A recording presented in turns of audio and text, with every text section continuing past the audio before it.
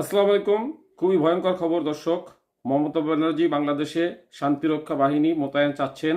এ প্রসঙ্গে ইত্তেফাক একটা প্রতিবেদন করছেন, সেটা হলো বাংলাদেশে শান্তিরক্ষা বাহিনী মোতায়েনে মোদির হস্তক্ষেপ চান মমতা। ভিতরে কি লেখছে দেখুন। বাংলাদেশে জাতিসংঘের শান্তিরক্ষা বাহিনীর মোতায়েন চেয়েছেন ভারতের পশ্চিমবঙ্গের মুখ্যমন্ত্রী মমতা ব্যানার্জি। সেই সঙ্গে বাংলাদেশের সংখ্যালঘুদের নিরাপত্তা নিশ্চিতে ভারতের প্রধানমন্ত্রী নরেন্দ্র মোদীর ব্যক্তিগত হস্তক্ষেপ দাবি করেছেন তিনি।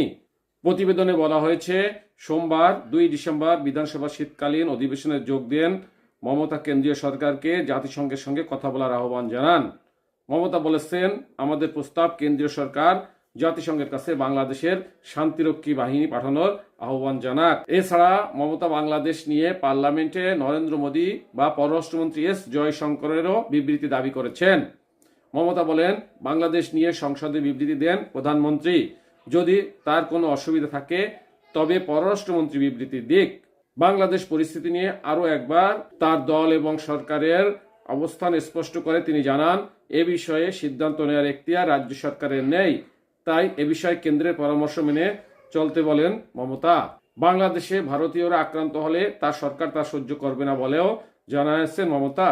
তিনি বলেছেন, যদি বাংলাদেশ ভারতীয় আক্রান্ত হয় তবে আমরা তা সহ্য করব না, আমরা তাদের সেখান থেকে ফিরিয়ে আনতে পারি। এদিন মমতা আরও বলেছেন, আমাদের পরিবার প্রিয় মানুষেরা বাংলাদেশে আছেন। ভারত সরকার এই বিষয়ে যে অবস্থান নেবে আমরা তা গ্রহণ করব, কিন্তু বিশ্বের যে কোনো প্রান্তে ধর্মীয় কারণে কেউ অত্যাচারিত হলে আমরা তার তীব্র নিন্দা জানাই।